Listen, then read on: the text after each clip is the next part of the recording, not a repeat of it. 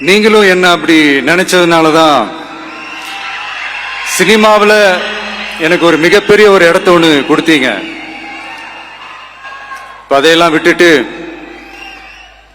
உங்களுக்காக நன்றி கடன் செலுத்துறதுக்காக அரசியலுக்கு வந்த உங்க விஜய, இந்த விஜய, நீ வா விஜய், நாங்களா இருக்கோம், பாத்துக்கிறோம். விஜய் தம்பி நீ வா, நாங்க இருக்கோம். விஜய் தம்பி நீ வா, நாங்க இருக்கோம். அண்ணா நீ வாடா, நாங்களா இருக்கோம். நண்பா நீ வா நண்பா, நாங்களா இருக்கோம் சொல்லி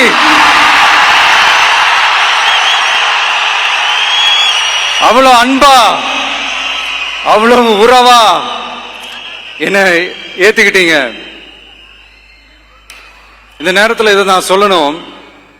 இந்த டிராவல்ல, இந்த ப்ராசஸ்ல எனக்கு எவ்வளவோ கஷ்டங்கள், எனக்கு எவ்வளவோ இந்த அவமானப்படுத்தினதெல்லாம் ஒரு பக்கம் இருந்தாலும், எனக்காக கூட நின்ன உங்களுக்கும் அதே மாதிரி கஷ்டங்கள், அதே மாதிரி அவமானங்கள், அதையெல்லாம் நீங்க பெருசா எடுத்துக்காம, அதையெல்லாம் நீங்க பொருட்டாவே எடுத்துக்காம, என்னோட வலிகளை, என்னோட வேதனைகளை உங்களோட தான் நினைச்சு என் கூடவே நின்னு இன்னைக்கு சி ஜோசப் விஜய் எனும் நான்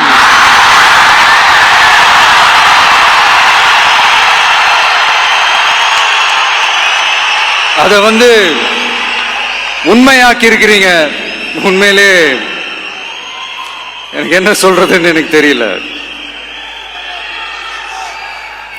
என்னுடைய உறவுகளே, என்னுடைய சொந்தங்களே, நான் ஒன்னும் தேவ தூதன்லாம் கிடையாது.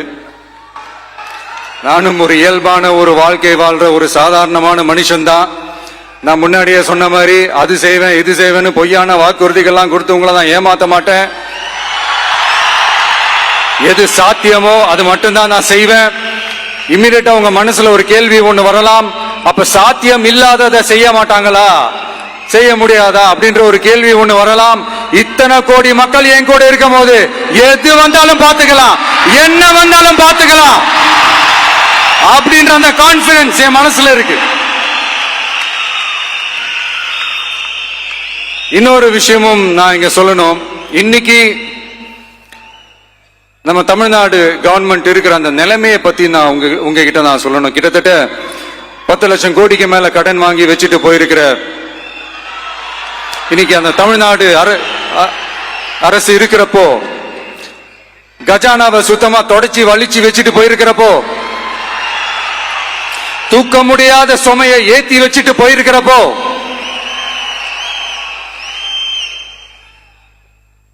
அப்படிப்பட்ட ஒரு நிலைமையில தான் இந்த பொறுப்பை நம்ம கையில் எடுத்திருக்கிறோம். உடனே நீங்க நினைக்கலாம், என்னடா இவர் ஏதோ பொறி வச்சு பேசுறாரா அப்படின்ட்டு. அப்படிலாம் எதுவுமே கிடையாது.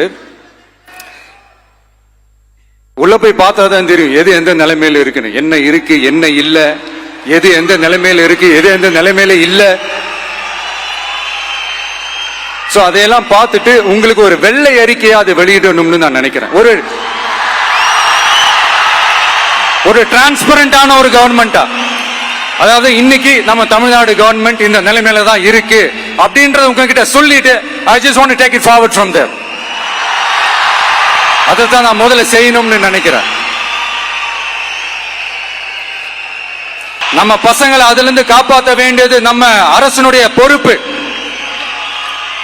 அதே மாதிரி சட்டம் ஒழுங்கு எல்லாருக்குமான பாதுகாப்பை நான் உறுதிப்படுத்துவேன். என்ன அவமானப்படுத்துறவங்களாகவே இருந்தாலும், என்ன கஷ்டப்படுத்துறவங்களாகவே இருந்தாலும், அவங்களும் என் மக்கள் தானே.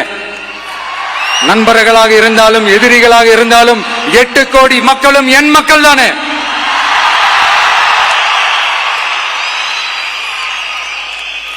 அது மாதிரி இந்த அடிப்படை விஷயங்கள், கல்வி, ரேஷன், மருத்துவம், குடிநீர், சாலை வசதி, பஸ் வசதி, இந்த மாதிரி விஷயங்கள்ல தான் என்னுடைய முதல் கவனம் செலுத்தணும்னு எனக்கு தோணுது. நான் முன்னாடியே சொன்ன மாதிரி மக்கள் பணத்துல இருந்து ஒரு பைசா கூட நான் தொட மாட்டேன். எனக்கு அது அவசியமும் இல்லை. அது உங்களுக்கு நல்லாவே தெரியும். இந்த விஜய் தப்பு பண்ண மாட்டான், தப்பு பண்ணவும் விட மாட்டான். அது யாராக இருந்தாலும் சரி, என்னோட கவர்மெண்ட்ல என் கூடவே இருக்கிறவங்களாகவும் சரி விட மாட்டான்.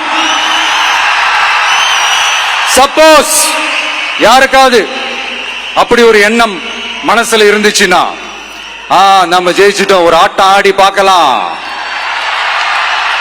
அப்படின்ற எண்ணம் யாருக்காவது இருந்துச்சுன்னா இப்பவே இந்த நிமிஷமே அதை எரேஸ் பண்ணிருங்க.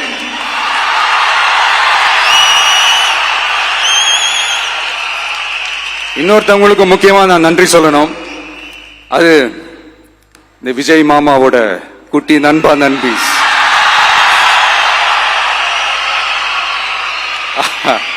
அவங்களாலதான் இது நடந்திருக்கு. உங்களுக்கு எப்படி நன்றி கடன் செய்யணும்? உங்களுக்காக உங்க ஃபியூச்சரை மைண்ட்ல வச்சுக்கிட்டு எல்லா நல்ல விஷயங்களையும் உங்களுக்காக இந்த விஜய் மாமா செஞ்சு கொடுப்பான். கான்பிடண்டா இருங்க.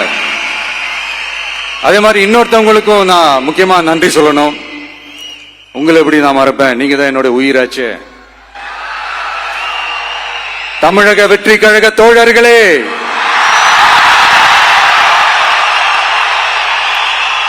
உண்மையில சொல்லணும்னா நீங்க இல்லைன்னா எதுவுமே இல்லை. என்னோட கழக தோழர்களுக்கும் கழக நிர்வாகிகளுக்கும் வாக்கு சாவடி முகவர்களுக்கும், மை டியர் வர்ச்சுவல் வாரியர்ஸ், உங்கள் அனைவருக்கும் கோடான கோடி நன்றிகள். வாங்க எல்லாருமா சேர்ந்து ஒரு ஃப்ரெஷ் கவர்னன்ஸ், ஒரு நியூ கவர்னன்ஸ் ஒன்னு கொடுப்போம். This is a new beginning.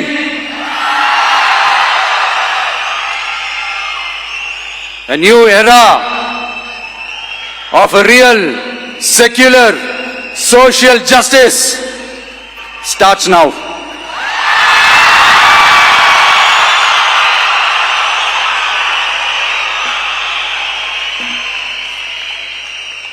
மக்கள் நலன்களை மட்டுமே லட்சியமாக கொண்ட நமது அரசுக்கு பக்கபலமாக நின்று ஆதரவை வழங்கியுள்ள காங்கிரஸ் பேரியக்கத்தின் தலைவர் மதிப்புக்குரிய திரு மல்லிகார்ஜுன் கார்கே அவர்களே, பாராளுமன்ற எதிர்க்கட்சி தலைவர் மதிப்புக்குரிய மை பிரதர் திரு ராகுல் காந்தி அவர்கள், நீங்க குரல் கொடுத்ததுக்கும் எனக்காக நீங்க சப்போர்ட் பண்ணி கூடவே நின்னதுக்கும் உங்க எல்லாருக்கும் இந்த நேரத்தில் என்னுடைய நன்றியை தெரிவிச்சுக்கிறேன். கான்பிடண்டா இருங்க, நல்லதே நடக்கும், வெற்றி நிச்சயம். மீண்டும் சந்திக்கும் வரை இல்ல மீண்டும் மீண்டும் சந்திப்போம். நன்றி, வணக்கம்.